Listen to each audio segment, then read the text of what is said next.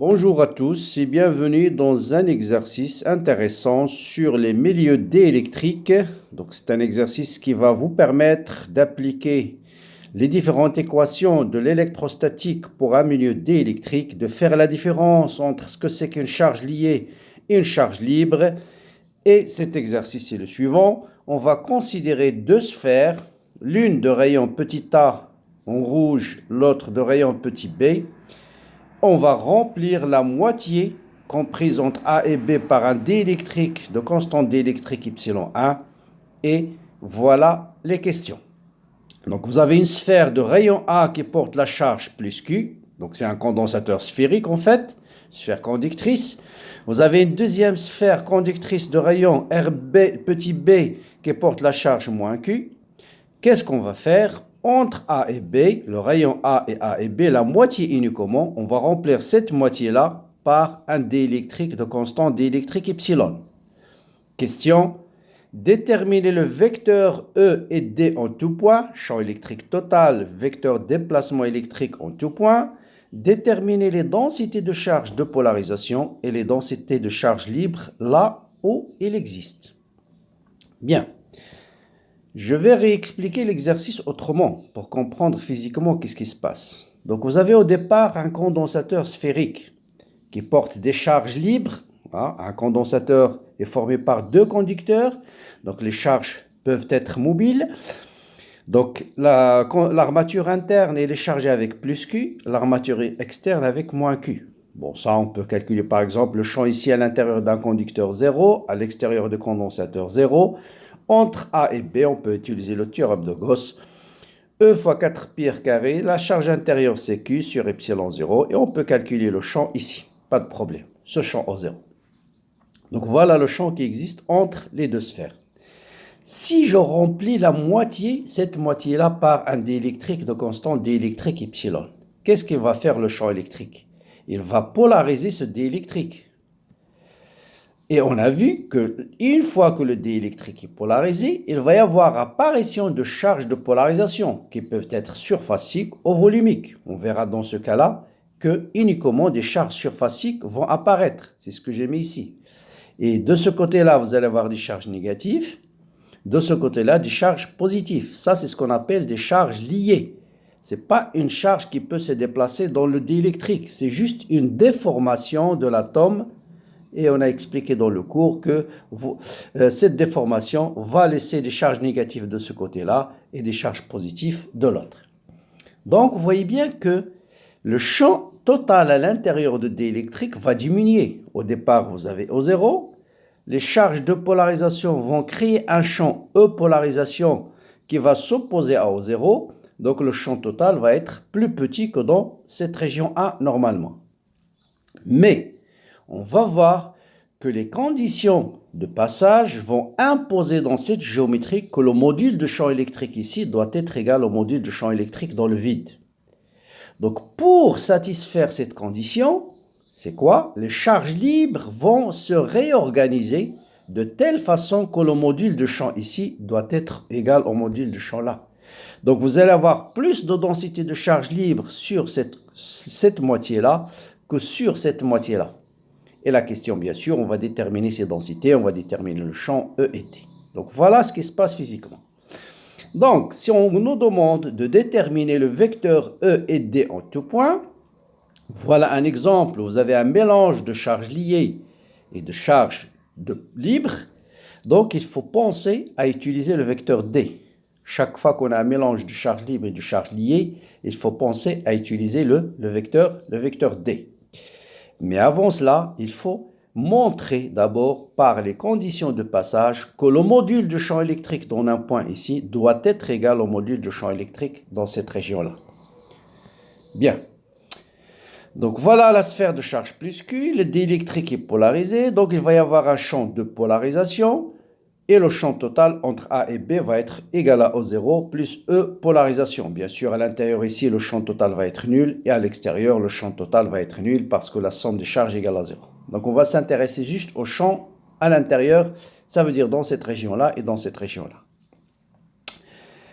Bien, Donc on a dit qu'on a un mélange de charge libre et de charge de polarisation, donc il faut penser à utiliser le flux de D, ou bien sous sa forme locale, divergence de D égale à ρ libre, ou bien sous forme intégrale, le flux de D, ds est égal à Q libre.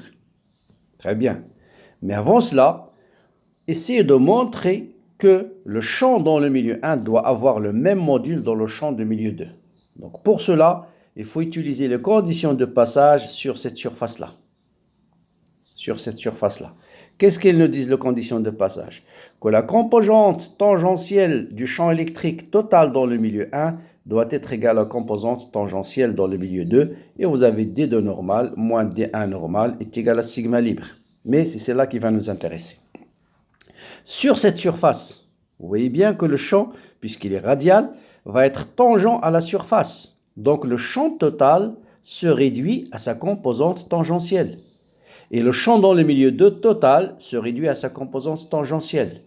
Or, vous avez continuité de la composante tangentielle, donc le module de champ électrique dans le milieu 1 est égal au module de champ électrique dans le milieu 2. Bon, vous avez une deuxième façon, celui-là est semé en potentiel V1, celui-là est semé en potentiel V2. Vous avez V2 moins V1 est égal à E fois D, puisque D c'est la même, donc obligatoirement le champ devrait être le même. Mais la plus simple, c'est celle-là.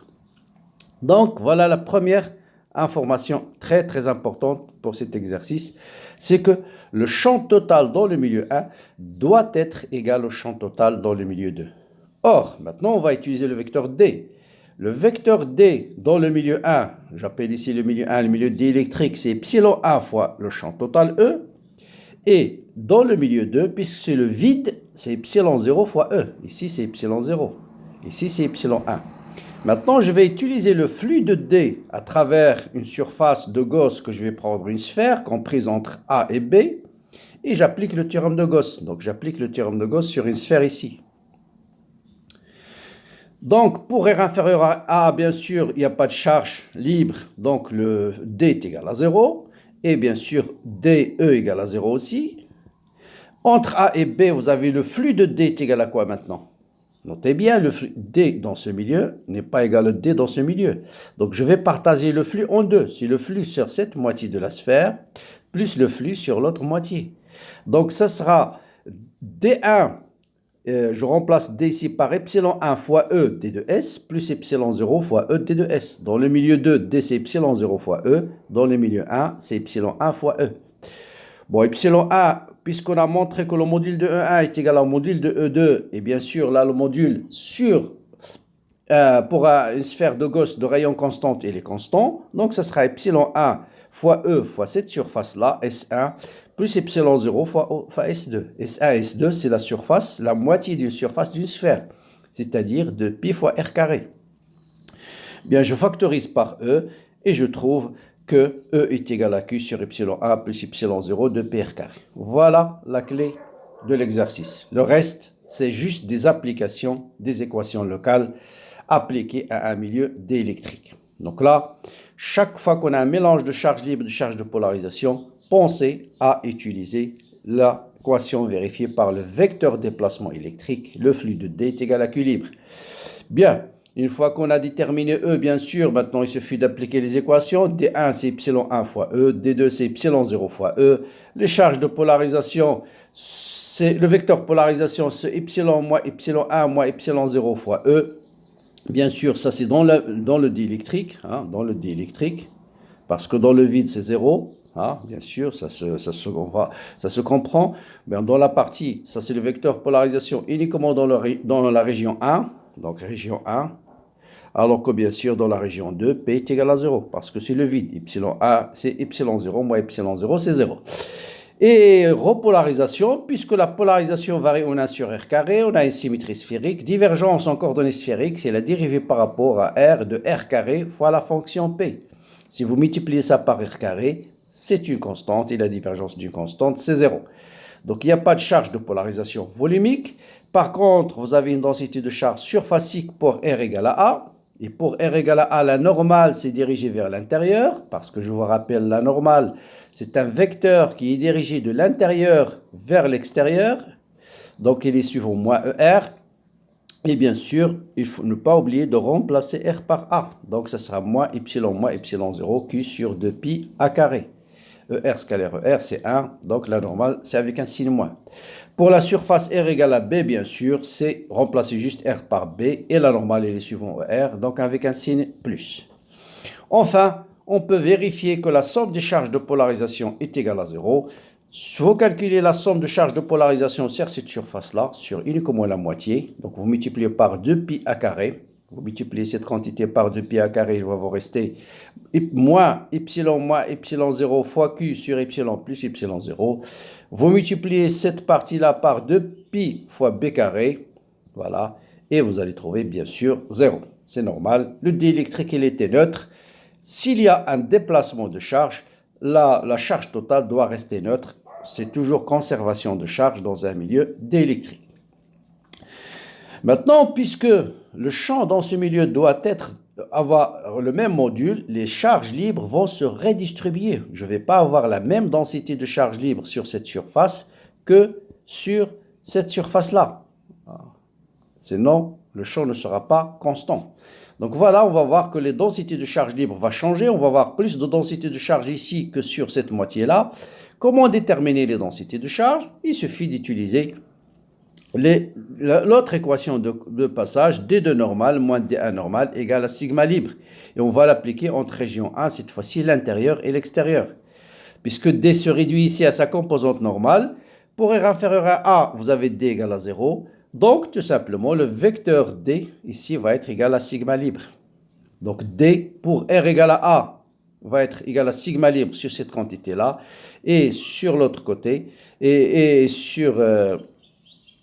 pour R égale à A, voilà. Donc, donc, est égal à sigma libre. Donc, sigma libre, ça sera tout simplement la valeur de D ici et la valeur de D là. Donc, surface en contact avec les diélectriques, on avait trouvé D, je vous rappelle, D c'est cette quantité. Donc D ça sera sigma libre. Sigma libre ça sera cette quantité à condition de remplacer R par A. Voilà. Voilà, en remplaçant R par A, voilà sigma libre. Et pour l'autre côté qui est en contact avec le vide bien sûr, ce sera la même chose, le vecteur D dans cette région, mais or dans cette région, epsilon c'est epsilon 0. Voilà la différence. Et, voyez, et puisque epsilon est toujours supérieur à epsilon 0, vous avez sigma 2 libre est très supérieur à sigma 1 libre. Donc vous allez avoir une concentration de charge libre sur cette surface-là, de telle façon que le champ total dans cette région doit être égal au champ total dans cette région. Donc voilà pour cet exercice très intéressant qui vous montre un peu comment on applique les équations locales dans un diélectrique et surtout comprendre physiquement qu'est-ce qui se passe lorsqu'on place un milieu diélectrique dans un champ électrique. Voilà, comme d'habitude, n'hésitez pas à me laisser des commentaires, à partager la vidéo. Bon courage, bonne continuation et à très bientôt.